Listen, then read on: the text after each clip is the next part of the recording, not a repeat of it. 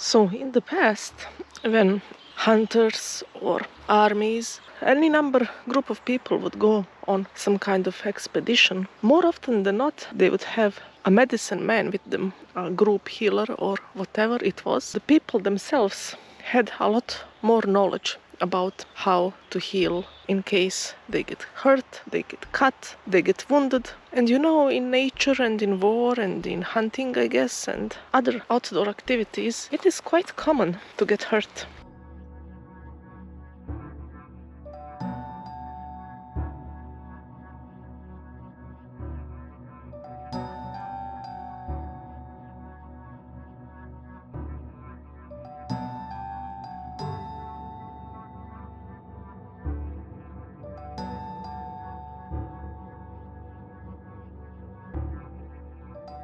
So we will take a deeper dive into trying to imagine how was it to walk in the forests and look for medicinal plants to bring with you in case you get hurt.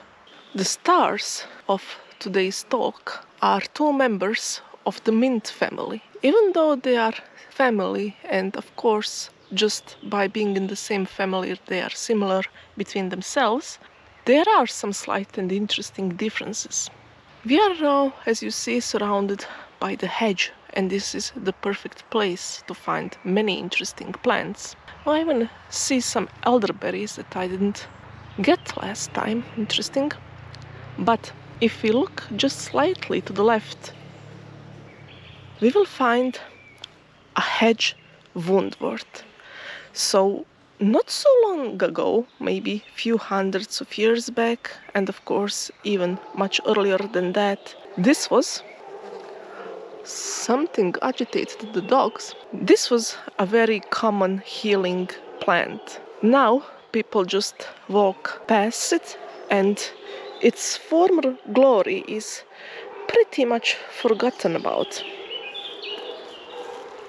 What is interesting is, even though it is in mint family, when you take the leaf and crush it, which I'm going to do, it has a very unpleasant smell.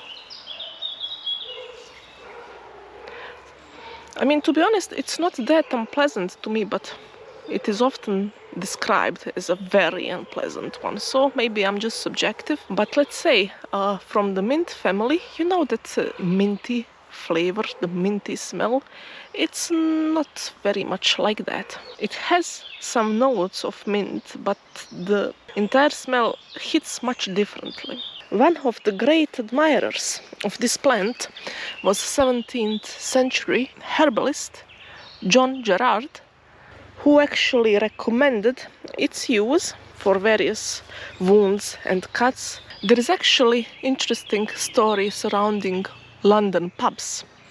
And if you're wondering why we are suddenly talking about London pubs, the place where people drink, and more often than not they get into fights after several drinks. So Gerard was one of those who used and recommended this plant to be used for wounds that are, let's say, acquired in London pubs.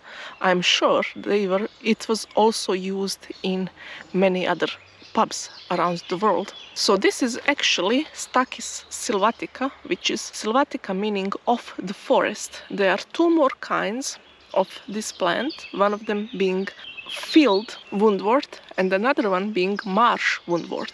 They are quite similar to this one, but most notable difference is just in the flowers. As you can see, the leaves grow in opposite pairs, and bees, including bumblebees, are really enjoying this plant.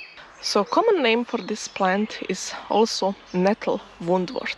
Why nettle? It can be explained quite quickly, because right next to this nettle woundwort we have actual nettle plant growing.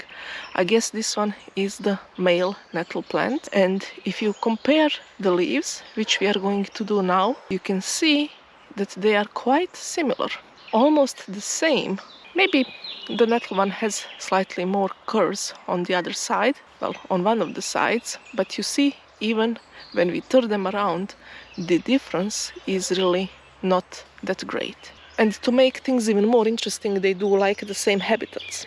However, this one will sting you, and that one, not really. So there is a story in the Chronicles of John Gerard. It said that he was able to heal a person who was deeply cut by the scythe when working in the fields, and by using the poultice made from the nettle woundwort, and I'm not sure was it some vinegar or not, the wound healed completely within a week. One also interesting note is, it is said that toads like to rest in the shade of this plant. And amazingly, when I started thinking more about this plant and exploring it a few weeks ago, I actually stumbled on a toad hopping through the field like some meter or two away from the nettle woundworts. So I guess there is something to it, and I think it is worth exploring more about. I certainly hope you will be able to filter out the dog barkings, but this is the friend from the plant from earlier, from the same family. Actually, you could say it's cousin. So this is self-heal. As the name suggests, it can be used for healing. This was actually one of the first plants that I encountered when I firstly started walking in the forest years ago. And when I noticed it's called self-heal, it had this great symbolical meaning for me at that moment. It was like a kind of therapy, if you will. Unfortunately, there are no flowers on these examples anymore, but I'm sure we are going to find some, and I'm going to put them in the video. They do have beautiful flowers. The lower petals are usually almost white. They are more light than the ones that are up. If you take a look at this and look at it and remember what we talked about a moment earlier about the nettle woundwort, you can see this one has also have leaves with opposite pairs. So I guess there is something about the mint family and opposite pairs of leaves that are separated with quite great distances on the stem that signals that plant can be used for healing. Actually, for this plant, young leaves are quite palatable and edible, and the entire plant can be cooked and used as kind of vegetable. As with other things, it's not so common to be used anymore for medicinal purposes. I would also not, of course, recommend anything for any serious treatment. If you have any serious issues, always consult with whoever you need to consult with officially. I'm just here talking about, mostly legends, historical uses, and interesting facts. So there is another 17th century herbalist. I'm not sure what is it with these 17th century herbalists and the love for the mint family healing plants, but they mention it a lot. So this one is Nicholas Culpeper. He noted for self-heal that it can actually be used for both outward and inward healing. So yes, I do imagine if we were on some kind of expedition now and we were expecting to walk through great distances in the forests for whatever reason, we would find these plants and take a bunch of them with us in our bags or baskets or whatever we are carrying. The self-heal also, like the nettle woundwort, likes to grow around the hedges in shady forested areas, so you'll often find them together. Well, they are a family, so I guess they do hang out after all.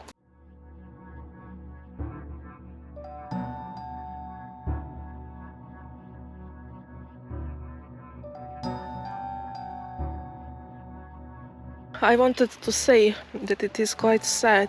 For example, this particular plant that was used for healing our wounds for so long is now forgotten and ignored because it doesn't smell the nicest for the most people. But maybe that is a good thing. Many medicinal plants are now protected because they were picked too much by people and are now endangered. And after all, I don't want to measure the usefulness of something by the usefulness to us humans. Because if you ask me, the bees and bumblebees, and I'm sure other insects, have a very good time with this plant. And from what I read and from what I noticed personally, toads seem to like it as well and hang around beneath it.